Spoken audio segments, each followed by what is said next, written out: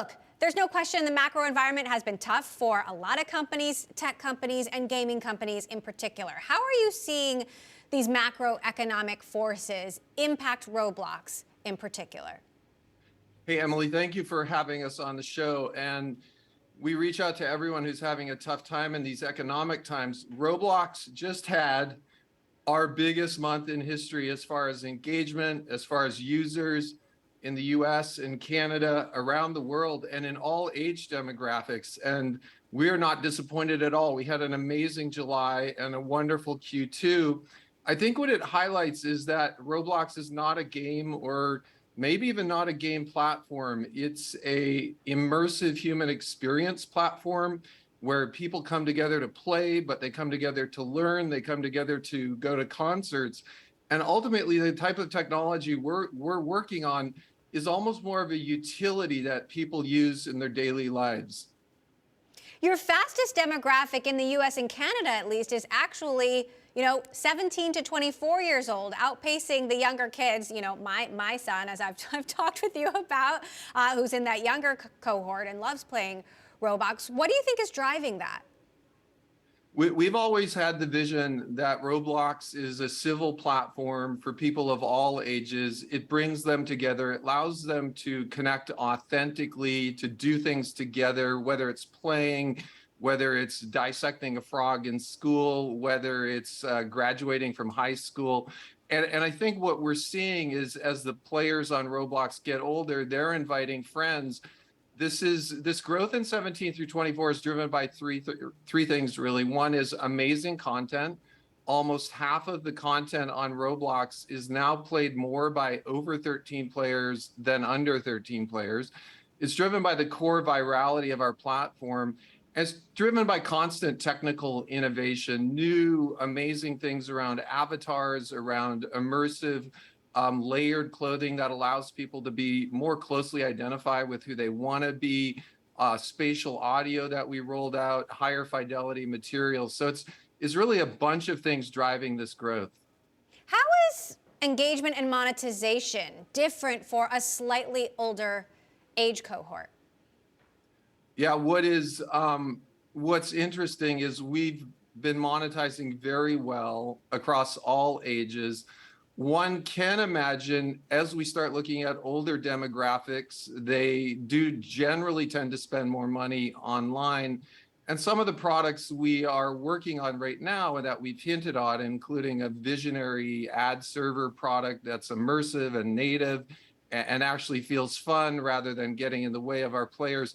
Those types of things typically tend to monetize better with older players. So there's really a huge future for our platform, not just around the world, but as we get more and more older players on the platform.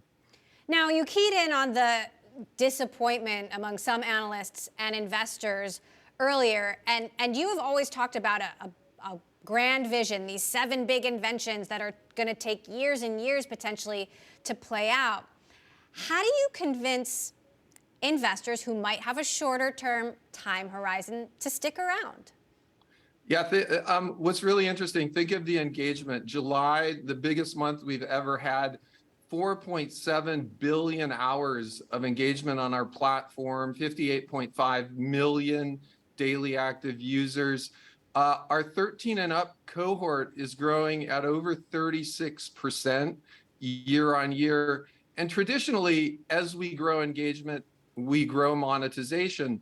There's enormous space in countries like India and Japan in the cohort for older players for us to continue growing along to our vision, really, of connecting 1 billion people with optimism and civility.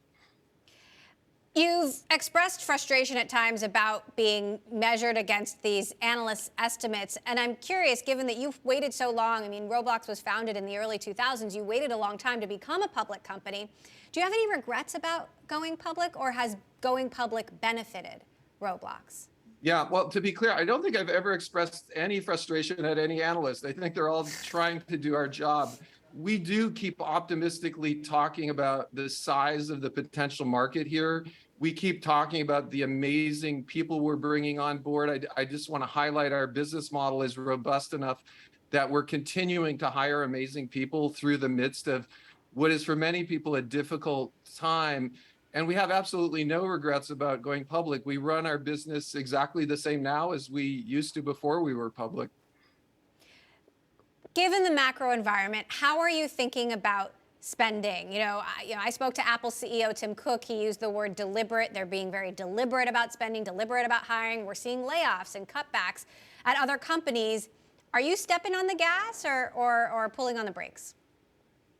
We are being consistent. We're hiring at the same rate in the second half of the year as we were in the first half. We've always been very deliberate about our spending, because everything we spend is money that does not go back to our developer community. We have amazing people who innovate at a very rapid pace. We have a very efficient infrastructure. We have a very wonderful trust and safety team. But as much as possible, we're trying to be efficient so our developers can take a bigger piece of that pie and keep making amazing creations. You're planning to roll out an immersive advertising system later this year. Can you give us any more color on that?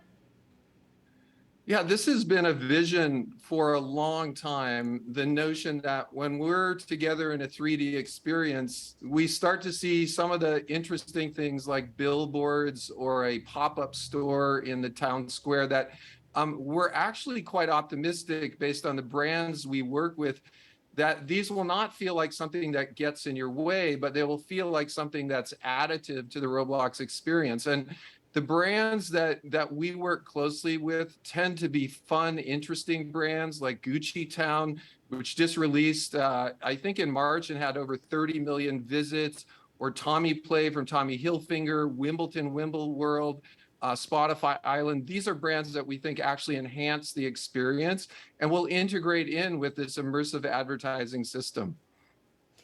Now, I'm curious how you're thinking about M&A. We're seeing some gaming and ad tech companies joining forces at the moment. Are you thinking about M&A, and if so, in what areas?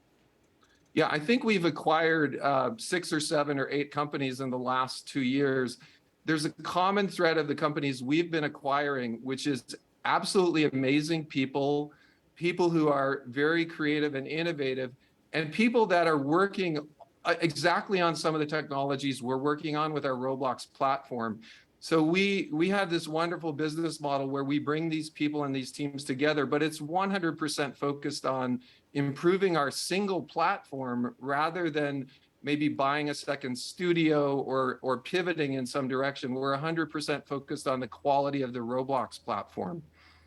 Meantime, there are still a lot of skeptics out there who don't understand the metaverse, who don't believe it's going to be a thing. When it comes to the metaverse and these immersive experiences that you're talking about, what's the next development on the near-term horizon that's going to help us all better understand this and potentially even experience it? Yeah, I think the more people see, just like print or video, people using immersive 3D as a utility technology.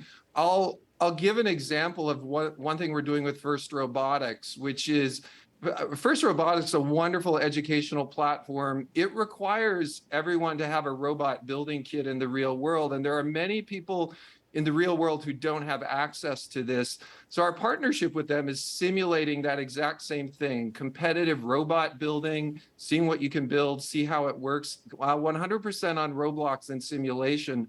This is, really a utility use of a platform that I think as people see this, they just start to say, yeah, we see the wide range of uses, from music, entertainment, play, learning, and ultimately working, that I think everyone will understand this is just a continuation of communication technology.